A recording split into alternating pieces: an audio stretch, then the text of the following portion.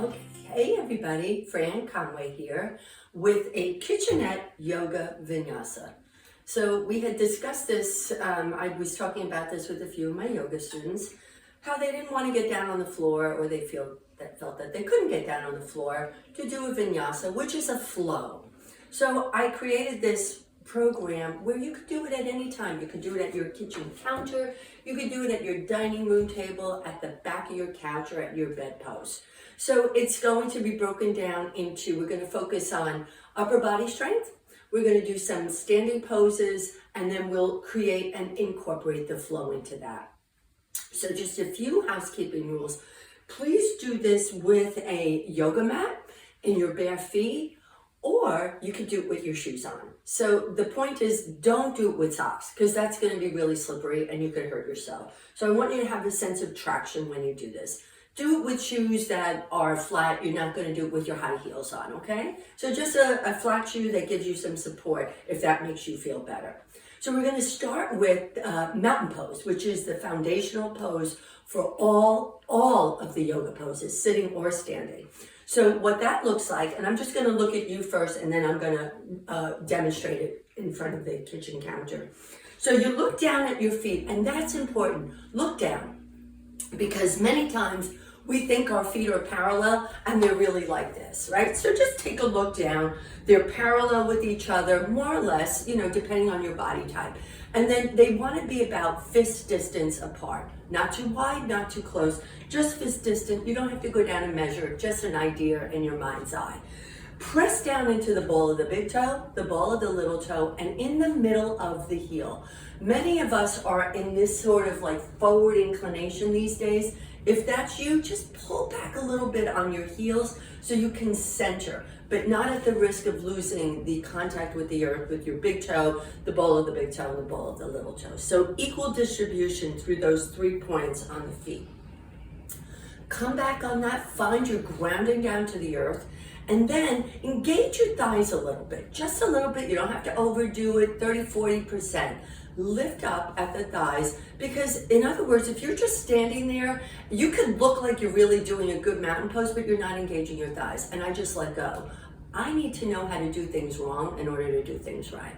So I lift up my thighs a little bit, tiny squeeze to the buttocks, which lowers the tailbone, and that will help bring your pelvis into a more neutral stance. The side body, the lateral body, lift. So this is your lateral body. We want to lift. We don't want to collapse. We're talking about posture here, if you haven't guessed, right? So mountain pose is posture. And again, that translates to everything we do. We want to think about lengthening. And I think of that side lift all the way up into the armpit, the axilla. So then now I have that dome here, creating this feeling of an updraft. And then I open my arms out just a little bit to broaden across my collarbones. My chin is parallel to the earth, not too high, not too low, just right. And then the crown of the head reaches up to the heavens. So I'm of the earth, and my body is the conduit to the heavens. This is a great way to practice your posture. And you have this is how you can walk. Just practice walking with that. But we can do that another time. So I'm going to take my mountain pose, and I'm going to be right in front of my kitchen counter. So from mountain pose, I'm going to place my hands on the kitchen counter. I'm going to step my left leg back. It doesn't matter right now. And then step your other leg back, right? So you're going to press your hands into the kitchen counter. So here I'd be collapsing. I'm pressing my hands into the kitchen counter, bending my knees, and keep the knees bent if this is better for you. What's important here is that the side body lengthens. So I'm not really interested in the knees, the legs straightening right yet. So the most important thing is the side body lengthens. So you can bend your knees, bring your hips, pretend somebody's behind you, lifting your hips up into the air. And then you'll have your tailbone is up, and then the knees will be bent to allow you to facilitate that. Stay here for a little bit, and then, and then bend one knee, and the other leg is straight, and then bend the other knee. So you kind of pony it out a little bit. And notice that my ears are between my shoulders. So my head's not dropping down. My nose is looking directly down at the floor. This is a great stretch just in and of itself, okay? Then, as you see fit, you can bring both heels to the floor. Notice my knees are still bent. Now, I can straighten my knees here, but if that's not good for you, don't do it. The most important thing is this alignment in the upper body. So now this is downward facing dog. My thighs are back, my heels are going down, and my hips are up. My ears and my head and my neck are in alignment with the back, with the rest of my spine. Now we're going to move into plank. So the way to do that is to just come onto the balls of the feet, so the heels are lifting, and now the shoulders are initiating this action, and I'm engaging my abdominals. So needless to say, plank is a great pose. It's an overall really good body pose for everything. So you can see my shoulders are not over my wrist, which is what it's normally like on the floor, but that doesn't matter. So I went from downward dog, and then I come up on the balls of my feet, and I'm moving forward, and then I'm gonna hit, that's it. That's as far as I can go. So plank is a great place to start building up upper body strength. I'm using my thighs, I'm engaging my abdomen, my navel hub, I'm pulling it in towards the spine, and my arms are pushing away. I'm using everything in my body now. So I want to point out here in plank, one of the tendencies is to lose the hips, to kind of like let it just get slack. So just notice if you do that. Again, I need to know how to do things wrong in order to do things right. The other thing is I could be in plank but sending my butt up in the air, sort of like a plank downward dog. No. So I want to think about my legs and my hips and my upper body in alignment. And you could get somebody to take a look at you, or do this on Zoom, on your own Zoom account, and you can see yourself. So here we are in plank, and then I'm going to go back into downward dog. Okay, so now my heels are back down, or the knees can be bent, whatever, whatever feels good for you. So we come back up on the heels, on the balls of the feet, go into plank, and then exhale back into downward dog. So you could do that a few times. It's really great to build upper body strength. So now I'm going to come back to downward dog, and then we're going to move into our standing poses. So from here, I'm going to step my right foot forward. So the right foot comes forward, I'm going to bend the right knee, and then I'll be on the ball of my back foot. So you can see the back heel is lifted, my front knee is right over my ankle. This is called crescent pose. So it's a balancing pose. If that causes you any kind of fear or trepidation, you have your counter or whatever piece of furniture it is. So have your hands here. The back leg is straight. It's not flopping. Back leg is straight, great for these hip flexors and quadriceps. The front knee is over the ankle, and it's not, just make sure the knee is in the direction of the second and third toe. Then from here, if you want to play with your balance, bring one arm up, bring that down, bring that hand to the counter, bring the other arm up, bring that down. If you want to try both, try one arm first, get steady, fix your gaze on something in front of you that's not moving, bring the other arm up, and you are lifting the entire lateral side of your body on both sides. Great stretch, front and back, anterior, posterior. So this is crescent pose, inhale, and then exhale, bring your hands back to the counter. So we're going to bring our attention to the back leg, and we're just going to move forward a little bit and bring that back foot to the floor. So it's at about a 45-degree angle. Now we're in Warrior One legs. Okay, so both Warrior One and crescent pose are, that's a different category of poses. I'm sure you've heard of Warrior One, Warrior Two. The legs are in different planes in relationship to the floor. So both legs are in the same plane. My hips are in the same plane. My hips are facing forward in these Warrior One and crescent poses. Back leg is grounded to the earth, especially the outer aspect of your back foot. So Warrior One, we're done now. We're gonna bring the hands to the floor, right? This would be the floor if you were doing it. We brought the floor up to meet us. Yoga is so adaptable. That's what makes it great for everybody. Hands go on the counter, and I'm gonna bring my front foot back. And now we're back into downward facing dog.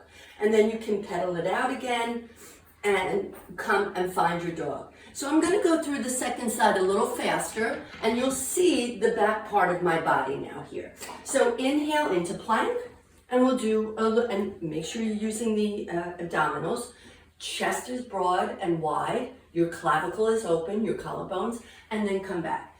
Now, downward dog, we're gonna move into the opposite side. So I'm bringing my left foot forward, and I'm on the ball of my right foot. You get a little bouncy. It's a buoyant type of pose. Again, balance. You can keep your hands here. Keep one hand and play with it. Make it fun, but make it your own. Fix your gaze on something in front of you if you want to bring both arms up. And if you keep it's called a drishti, if you keep your eyes focused, that will keep your brain from running away, right? And it'll really help you stay very focused. And then exhale, bringing my hands to the floor or the kitchen counter. Back foot comes to the floor. So now I feel this in my calf, the back calf, my right calf. Great stretch. Inhale, bring the arms out and up. Or again, play. Bring one hand, just make it your own. Find what works best for you. Warrior one, inhale, exhale. So I want you to see how I'm circulating my arms just like we do in a normal vinyasa. This is great for your circulation. Bring your hands to the counter again, and then you bring it back. So let's come back into downward dog. Straight legs or bent, your choice, but the upper body is nice and long. Inhale into plank. Exhale back into downward dog. Inhale, come up on the balls of the feet. You're lifting your chest. You're pushing the surface away from you, and then back to downward dog. Okay, now we're going to move into our wide-legged poses. So the warrior two legs. Inhale, and on the exhale, come up on the balls of the feet towards plank. I'm going to bring my right foot forward. Notice what I'm going to do. I'm going to pivot on that back foot, my left foot, and now my hips are open. So before in warrior one, they were towards the front. They were in the same plane. Both legs were in the same plane. Now my hips are in a wide-legged plane. So that's important to realize that your hips are going to be open. Great for your hip joints. Front knee is bent and it's right over the ankle, so that hasn't changed. But the back leg now the back foot is on the floor. Now, warrior two, we bring the arms straight out, parallel to the floor. There is a tendency to lean forward in this pose, and that's another pose. So think about this bottom hip, your right hip, and you want it to be, you can't see yourself, but what's good is if you look at yourself on Zoom, you can see that both hips are in the same plane. Bring the arms straight out, parallel, turn your head and look down your front fingertips. This is warrior two, Virabhadrasana two. Think of yourself as the solid warriors that you are. Think of your strength, how the earth gives you your strength, and your practice gives you your strength that you can bring into your life. The head and neck get a great workout here too. Warrior two. Now we're going to move into reverse warrior. So my left hand comes on my left thigh. My right knee doesn't change at all. The only thing that changes is the arm comes up, my right arm comes up, and I'm leaning back. This part, my right side of my body is lengthening, and I'm also thinking about lengthening my left side. So I don't want to collapse. This would be collapsing. So try it, because then you'll know. You have to feel it in your body. So this side is also lengthening, but I can't forget my legs. So you really can't be thinking about what you can make for dinner tonight. You got to really focus on what you're doing. And your body, that's why body, mind, spirit, yoga, all three together. You really feel these things in your body. Reverse warrior, inhale. Exhale, come back to warrior two. And again, you can keep your hand here. If you want to do your reverse warrior like this, you can, if this is not available to you. So adapt it to your body's needs. Warrior two. Now, another warrior two-legged pose. take your right forearm and you can bring it to the kitchen counter, or you can bring it to your right thigh. So see, I'm gonna do it with the kitchen counter. I'm not losing the length in my legs. I'm gonna take my left arm up and over the left side of my face. So notice my left hand isn't floppy. I'm engaging it. I'm not overly engaging it, but I'm engaging it. And this side of my body's getting a really great stretch. Front knee still stays where it is. Inhale. Exhale, come back to warrior two. Now we're gonna straighten. So this is triangle pose we're getting ready for. Lovely pose. The only thing, so notice warrior two was like this, reverse was like this, same legs, and side angle, same legs. Triangle, we're gonna straighten the front leg, bring the arms out, inhale, take the left hand to the left waist, inhale, reach forward, and then bring your right hand to the kitchen counter. Stay here, this is lovely. Or bring the left arm up, and you can look straight ahead, you can look up, or you can look down. Just make sure you're doing it with mindfulness. Inhale, and then exhale back to warrior two, look down your front fingertips. Now we're gonna pivot on that back leg. So hold on to the kitchen counter, come back to your pivot, we're back in, guess what? Warrior pose, which helps us to transition. Hands come to the counter, come back into downward dog. That stretch feels so good. You can play here for a little bit, hold it, and then we're gonna just do the other side to finish this sequence off. Inhale into plank, and then now I'm gonna step my left foot forward, and we'll do the same thing on the other side. Left knee right over the ankle, direction of the second and third toe. I'm gonna pivot on that back foot, and my back foot's like either 90 degrees or 80 degrees, depending on what's right for you. So see already, I'm leaning forward. That's my tendency. I have to remember to keep my hips level. So you just kind of remember and think of these new ways of creating new brain circuits, and we're learning something new. It's fun. Arms come out parallel to the floor, and now my head and neck get involved. Feel your strength. Standing poses are so good for finding your strength. If you feel a little off on a certain day, do a few standing poses. You'll feel that strength, your own inner strength. Warrior two. Arms parallel. I hope they're parallel, but we gotta take it as we get it. Then the right hand now is going to come to my right thigh, and we're going to move into reverse warrior. My left arm is going to come up if you think that's right for you, or you could just keep your hand on the counter and just gently go back. It doesn't have to be all or nothing, right? So reverse warrior, however feels good for you, and then we'll come back into warrior two. Think about moving my arms away from each other. My feet are grounded.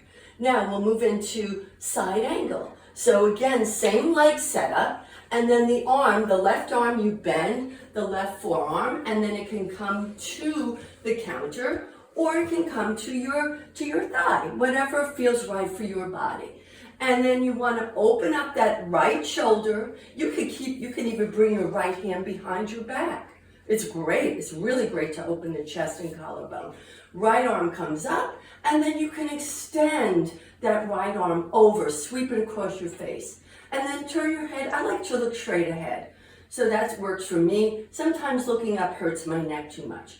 Now, through the strength of my legs, inhale, exhale, come back to warrior two. Looking down those front fingertips, last standing pose, folks. Straighten that left leg. Hands are going to come to the hips. Now we get to tilt that hip down. We're getting ready for a triangle. So you can bring your hand right on the counter, and then you want to revolve. I don't think I mentioned this before. So when you're doing triangle, you don't want to be looking down. It's a revolving. So even here, take your right hand to your left ribs and just gently revolve them to look in front of you. Then the top arm comes up. I'm using my thighs. I'm lengthening like a 5-pointed star. Arms going in two directions, legs going two directions, crown of the head going in one direction, tailbone going in the other. Inhale, and then exhale, bend that front knee. You're back in warrior two. Now we're going to pivotal scene here, and then keep your hand to balance you. And you bring both hands, windmill both hands. I'm pivoting on that back leg. Now I've got the stability of my kitchen counter here to help me come back into downward dog. Get a nice long stretch. Let's do one more plank. Strong body, strong mind. Notice the quality of your mind. Step 1 foot forward, the other foot forward. Come to stand. Bring your hand, one hand to your heart, one hand to your belly. Close your eyes and give yourself big kudos for showing up for yourself today. Thanks, everybody.